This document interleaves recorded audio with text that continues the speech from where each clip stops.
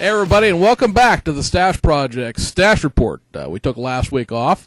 It's August 20th, and we enjoyed our vacation down at the beach. I don't know exactly what the Japanese did for their Odin holidays as regards to where they were at. They have beaches in Japan, of course, but I don't know if they're popular to go to like they would be. The Americans all flee to the seashore. At any rate, we're back. They're back. Everybody's rested, raring to go. So let's talk about what we're going to discuss here. We have a number of spot run announcements from Fujimi. Looks like about a dozen and a half altogether.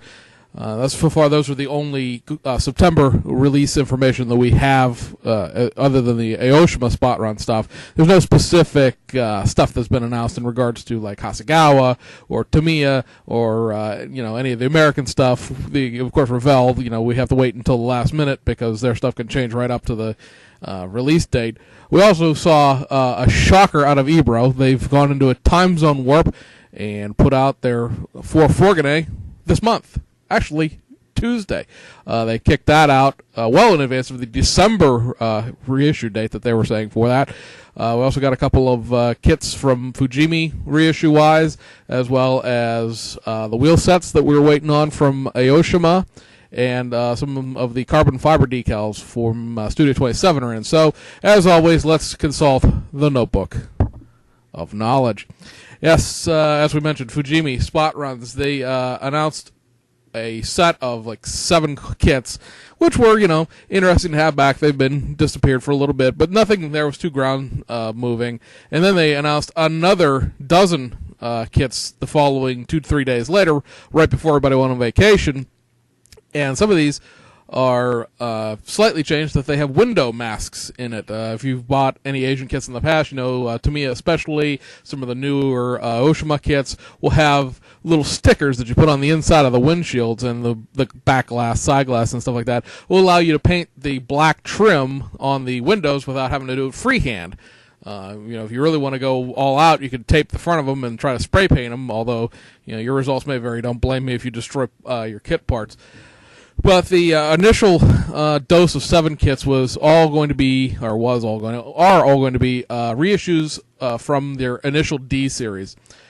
You may recall that Aoshima has kicked out several of their A86 Truno kits that were attached to the initial D series, either in the past couple of months. They have one coming out as an August spot run, as well as the 1/32 scale kits, which we didn't cover because if we delve into every scale of every kit that was offered, it would just go on forever.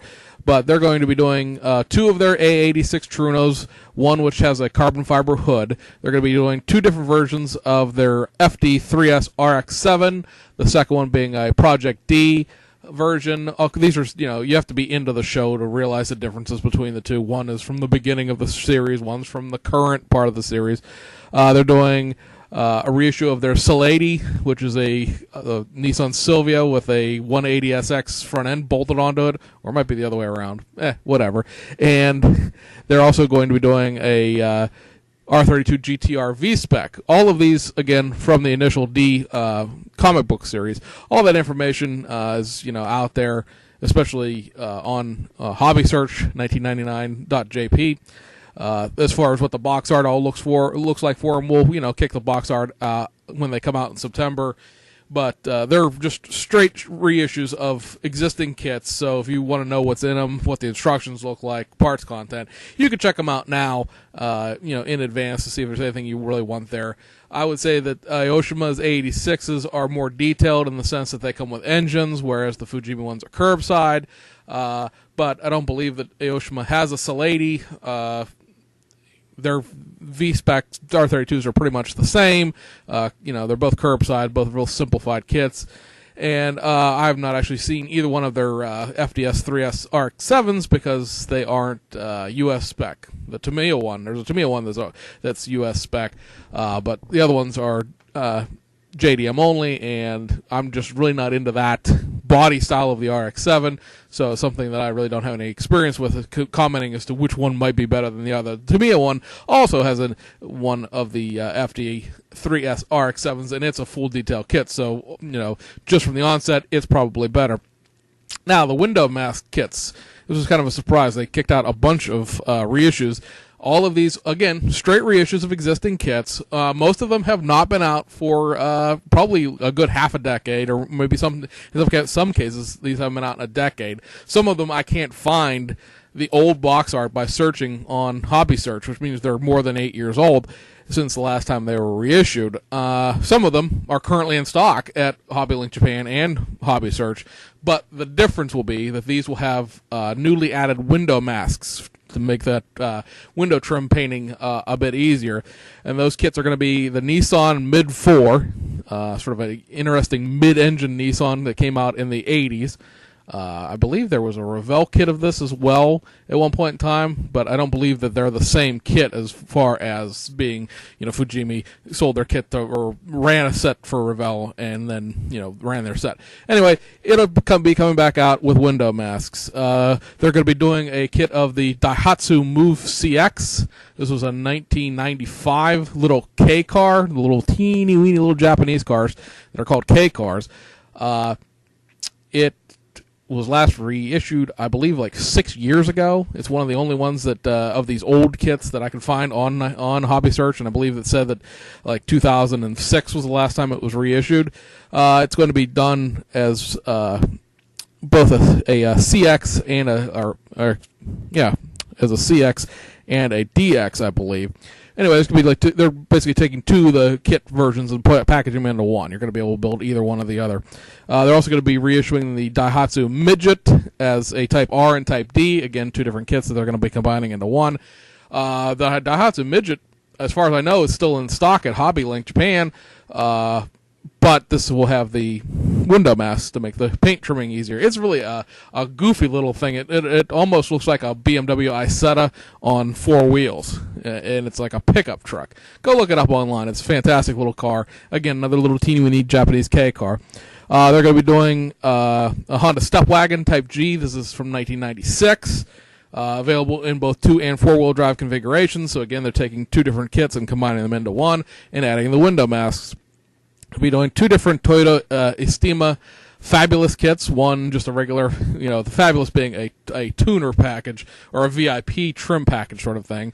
It'll be at least the ones I've seen are sort of like slammed down with the camber going on and all the rest of that stuff. It's not a stock Estima as far as the factory stock guys. If you wanted to build a stock Estima, there are plenty of them out there. In stock at either one of the two places or all over eBay, but these ones are sort of VIP style tuner vans.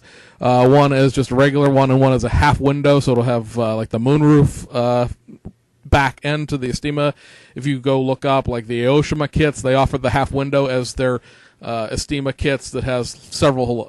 They're not really moonroofs or sunroofs. They're more like just having a windowed roof. It's sort of like the Vista Cruiser of the Oldsmobiles, only these are on the roof and not just windows added above the doors. Both of those, again, will have window masks, and they're also going to be reissuing the Porsche 917K 1970 Le Mans winning vehicle. That comes with window masks. Reissue of the Mitsubishi Pajero Mini VR2. Teeny-weeny little Mitsubishi in the United States, pretty much everywhere in North America, Central America, South America, because Pajero is a Spanish slang term for something we're not going to discuss on a family channel. It was called the Montero here. So this is like a teeny-weeny little Montero. It's a two-door, like about the size of a Geo Tracker or so. The kit does come with left-hand drive and left-hand windshield wipers and stuff like that. I didn't do the research to find out where it was sold in that configuration because it was pretty much a JDM-only vehicle. But anyway, if you're interested in a smaller version of the Montero that you may or may not have, here's that opportunity. Again, it's in stock at HLJ just the way it is right now, but with the window masks, it's going to cost a couple bucks more. Like, I believe it's $13 without the window masks. It's going to be $16 with. There's $3 worth you not having to freehand paint the window trim. Up for you to decide. Also, they're going to be reissuing the Nissan Mid 4-2. Now, the Mid 4-2 was a car rather, that was introduced at the Tokyo Auto Show in 1987, and ultimately was never produced because it was just deemed as being too expensive to put in production. So it's sort of a model kit of a concept car. I mean, they built one, obviously, to put it on display, but it was never actually put into production. That is not listing having window masks in it, and I can't find box art for it anywhere. I know it's been reissued once. I know it's just a spot run because it's the same $16 price as the other ones are. But this one may not have been out since the late 80s or the early 90s. As far as what came out this week, or in the last week and a half, really, because the last 6 days Japan was on vacation, you got the 2 carbon fiber sets out of Studio 27 that we had mentioned before, and they are the MP4 12C, the fax machine race car. This is a really basic set. It cost it's showing 2,000 yen on the price tag, but I believe HLJ is selling it for like $16, $17. This is a one-sheet decal thing. If you've ever seen any of the Studio 27 decal sheets, you know they tend to run into 2 or 3 decal sheets with all the decals. This one only one because the kit's a curbside and it's all very closed up. There's no engine detail or anything like that. So what you're looking at basically is sort of the car from front to back there. The top big pieces are the wing, the middle part there is the seat, and then the front splitter area, some interior pieces. Just some dress-up parts for the 12C. And then the other one that they have out now is the F1 GTR Short Tail. This is the Fujimi kits that came out right at the end of last month, plus there's 2 more that should be coming out here in August sometime. This is a 2-sheeter. There are, if you look at the very top there, of the decal sheets, you notice the top part sort of devolves into a different decal sheet. That's because there's 2 decal sheets in here. This one's running, I believe, to be about $34, which means it's about $30 at Hobby Link. This one much more detailed because of the more detailed process that the F1 GTR Short Tail itself has. The doors open on it, and the engine compartment has at least an engine tray in it. It's not an actual detailed engine, but it does have a top engine half sort of thing. You can see there, if you look at the top sheet that they're showing there, there's mostly interior parts, and then down there at the bottom there's a seat split into 3, and then like the headlight buckets and the front splitter and stuff. Again, more dress-up parts for the short tail if you decide to go the Fujimi short tail route. No word out of Aoshima whether or not they actually ever plan to do a short tail. I think we're waiting to see what the sales numbers on the long tail are. And then the long tail that they were supposed to have out, of course, is delayed until September, so it may be Christmas before we find out whether or not they're ever going to do a short tail. Speaking of Aoshima, though, they did release, after a month delay, the SSR VIP wheels that a number of people I know that are waiting on. These are all SSR branded wheels. Professor MS3, Professor SP1, Professor SP3, and the Excelsior CVO1. If you need to know more about these wheels, contact Mike Newport at Buckeye Scale Auto Parts. There'll be a link in the description of the video. I don't know that much about them. They're all VIP wheels. They're all 19-inch. Beyond that, I couldn't tell you anything about them. I realize that sounds awful, but that's the truth of the matter. I'm not that big into the whole aftermarket wheels scene. He is. He can answer your questions. Fujimi. Their reissue of the four GT40s that we talked about. This one, the Mark II that won the 1966 Le Mans.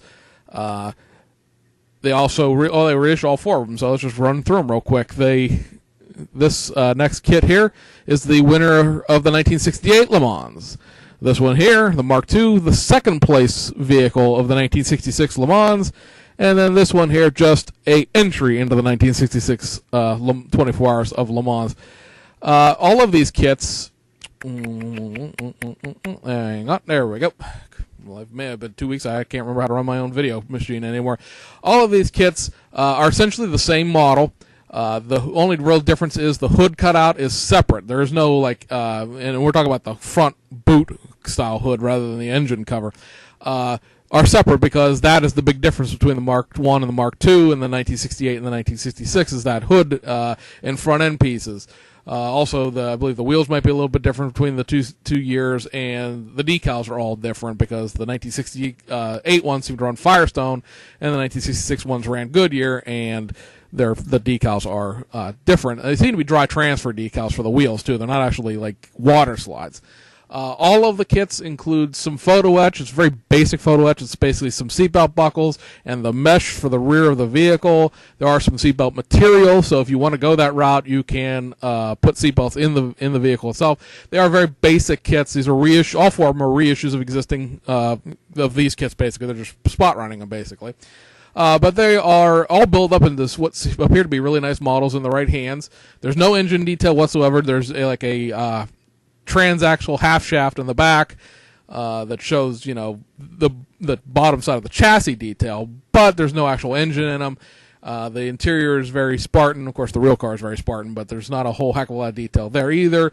But they build into nice shelf models. I will say, from looking at photos of built models that they had on display to advertise these, the Rundles, the little round decals with the numbers on them, appear to be pretty thin. The red, the buildup of the red car, that was the last thing we showed you there, really shows red through the white decals. So you may want to consider either aftermarket decals for these cars, because if they're not already out there and available, they'll be running decals for them. The aftermarket in Japan is very responsive to kit issues and reissues in that sense. Or you could get some just generic white decal, not paper, but sheet. They sell decals just in sheets of colors. Get some white decal sheet and, cut yourself out a circle the same size, put it on, and then put the roundel on top of it. The red car, the last one there, has decals for two different vehicles in it. The red one, and there's also one that has decals for a metallic blue one. And the Golf car, the 1968 Le Mans winner, or 66 Le Mans winner rather, has the decals for all of the Golf cars. There's like a 9, a 10, and 11. So all of the decals there are available. They don't have any drivers' names on here. I don't know if that's a licensing issue regarding the drivers', personalities. These people are famous, their names are trademarked, or if there just weren't any drivers' names on these cars. Again, a shameful lack of research, but I don't care. If if you're going to build these cars and you really want to build them, to that nth degree, well, you'll do the research on them. Last thing we're going to talk about is the time zone warp that we suffered from Ebro. Their Renault Fourgonay came out. This was supposed to be a December 2014 issue. It's going to show up right before Christmas, and everybody's going to be happy. You notice the box art looks kind of funny. They printed it in portrait rather than landscape mode. All the Japanese kits come in them big weird boxes that don't match your U.S. kit shelf sorting. And that's why you need a whole separate set of shelves for your import kits, because you need import kits. So this one, it'll be the same size box as the actual 4L, but they just printed it up and down rather than widthwise. The kit itself is pretty much a straight reissue of the actual 4L with new body pieces, new body shell. There's a new set of interior parts, because obviously the back part of the vehicle is now a cargo box. It's not the back seat of a station wagon. There is a really nifty looking, it doesn't function unless you would make it function, but there's a really nifty looking hatch. The way this thing opened, it's like the top, you open the door and then the top part of the door frame that would still be there folds up so that you have complete access into the back of the vehicle. Sort of an interesting touch back in the 60s when this car came out. We'll call it a 4L, but it's just the 4. The Fourgonay was introduced in the 1960s and ran pretty much alongside the cars all the way through the 1980s. The kit also retains all of the parts to build either one of the versions that you can build out of the 4L. If you recall the 4L, you can build the 68 to 74 French market or the 78 and after export kit. This includes all of the two sets of rear view mirror, side mirrors, wheels, steering wheels, grills. That still has the photo etch mesh for the old 68 to 74 grill. So again, pretty much just if you have a 4L, this is the same kit, just with the van body, which, hey, I've got the 4L, and I think that is a fair trade-off. It's kind of odd that this came out a little early. We saw some pre-production photos of it about 2 weeks ago, and it looked like it was done, but it was definitely test shot, and I don't know if that was something that was sort of leaked out or to show that the kit was, close to being done, or if that really was just, we saw the test shots, we were happy with it, and we had the box art done, and poof, here it comes. But like I said, it came out Tuesday, which was a large shock to all of us who had it on order, who figured that we wouldn't be paying for it until December. Now it just suddenly showed up in our email on the other day. So, guys, that's about what there is to discuss this week. What we're looking forward to. We got the Notebook of Knowledge again. We still have pretty much all 30 some odd of these spot runs out of Yoshima that haven't come out yet. We're still waiting on that modified reissue of the Tamiya 2000 GTR Skyline. The round 2 and Revell kit. Well, the round 2 kit, because they're only doing that 67 Chevelle Pro Street, and the Revell, the 3 kits out of Revell. They should all be coming out over the weekend. So if you have a preferred partner retailer, that would be a Revell shop that, or a hobby shop rather, that carries all of Revell's lines, the ships, the boats, the tanks, the everything, along with the cars, then if they're a preferred provider, they should get these kits next week. That would, of course, be the 67 Camaro, the reissue of the 70 Torino GT 2-in-1, and the Revell of Germany USA rebox of the LaFerrari. One other point to pass along about the Torino. Revell is saying that they've done some modified tooling to the interior and the body to correct some issues that the original kit from back in 2000 had. If they did, I'm not saying they didn't. I don't want to say if, like I'm skeptical. They did it, but if they did, it's sort of a interesting choice because there have been some recent issues that need to be retooled that they don't seem to see any problems with. But this one kit that's 14 years old, they're like, yeah, let's fix a bunch of problems with it. Hey, it's their money and their prerogative, I guess. Hasegawa, of course, has that German rally car still to come out in August, and we're still waiting on 2 more of the short-tail GTRs and 2 of the 2014 Z4 Super GT vehicles to come out of Fujimi. And that, folks, is that. We hope you found the video informative as always. We will be back next week and every Wednesday, as far as we know. I believe there might be a Christmas holiday coming up, and we will skip that week too. But as it stands right now, we're just sort of just reporting what's coming out, and we're in holding patterns out of Japan, at least, on anything new until the end of September, because that's when the next big hobby show will be. We'll probably get some sneak peeks early in September as far as what's coming out. But right now, mum is the word, and so we'll just talk about what we know, which we just did. Until the next time. See you on the other side.